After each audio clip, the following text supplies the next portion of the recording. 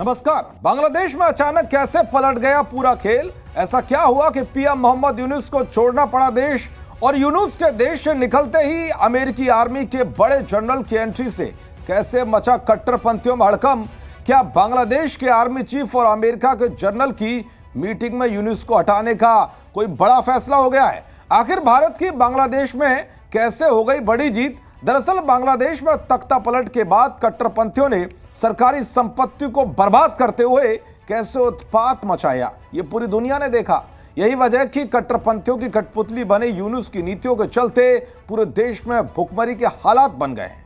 दुनिया भर के देश बांग्लादेश से दूरी बना रहे हैं। यह नहीं बल्कि जिस पर बांग्लादेश की 84% अर्थव्यवस्था निर्भर है, अब वो उद्योग भी खत्म होने के कगार पर पहुंच गया है, क्योंकि 7 महीनों में 140 से ज्यादा गारमेंट फैक्ट्रियां बंद हो गई हैं। यानी कि अब दुनिया भर के देश बांग्लादेश को पाकिस्तान की तरह देखने लगे हैं, जिसकी वजह से वो अपना उद्योग समेटकर बांग्लादेश के पड़ोसी देशों में शिफ्ट कर रहे हैं।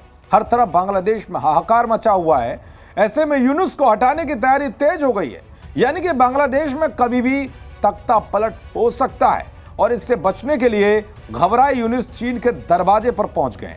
लेकिन जैसे ही यूनुस ने चीन की धरती पर पैर रखा ही था कि बांग्लादेश से उनके लिए एक और खतरे की घंटी बज गई। यह खतरे की घंटी किसी और ने नहीं बल्कि दुनिया की सुपर पावर कहे जाने वाले अमेरिका ने बजाई है। दरअसल अमेरिकी सेना के एक बड़े जनरल ढाका पहुंच गए, जहां उन्होंने बांग्लादेश के आर्मी चीफ से मुलाकात की। बांग्लादेश के भारत और अमेरिका के साथ खराब संबंधों के बीच ये दोनों दौरे काफी अहम माने जा रहे हैं। दोनों देशों के बड़े सैन्य अधिकारियों की मुलाकात को लेकर इस बात की चर्चा हो रही है कि अब यूनुस को सत्ता से उखाड़ फेंकना तय हो गया है, क्योंकि अमेरिका के राष्ट्रपति डोनाल्ड ट्रंप ने कमान संभालते ही बांग्लादेश की यूनुस सरकार को बड़ा झटका दिया था।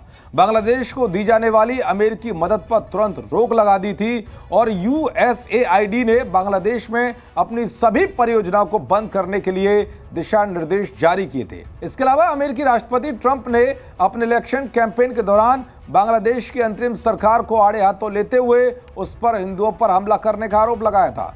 दरअसल मोहम्मद यूनुस को अमेरिका के पूर्व राष्ट्रपति जो बाइडेन का करीबी माना जाता है। ऐसे में डोनाल्ड ट्रंप यूनुस को हटाने के लिए विकल्प की तलाश में है। कुल मिलाकर ट्रंप को मौका मिला है तो वो अब अपने जनरल के जरिए बांग्लादेश में इसको भुनाने की कोशिश करेंगे, जिसका नतीजा जल्द देखने को मिल सकता है, क्योंकि बांग्लादेश के आर्मी चीफ पीएम यूनुस से नाराज हैं। कहा जा रहा है कि बांग्लादेश में जल्द ही आपातकाल घोषित करके यूनुस के नेतृत्व वाली अंतरिम सरकार को बर्खास्त किया जा सकता है।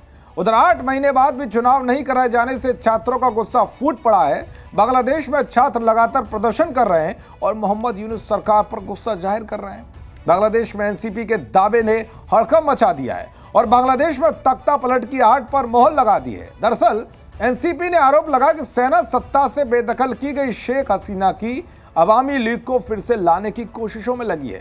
यह आरोप एनसीपी के अहम नेता अब्दुल्ला ने लगाए हैं। ये वही अब्दुल्ला हैं जो बांग्लादेश में बीते कुछ समय में बड़ा राजनीतिक चेहरा बनकर उभरे हैं और एसएडी के प्रमुख आयोजक थे।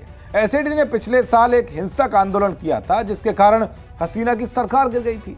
अब देखना यह होगा कि बांग्लादेश में अमेरिका की एंट्री क्या फिर से तख्ता पलट कराकर शेख हसीना को प्रधानमंत्री की गद्दी पर बैठाती है या नहीं।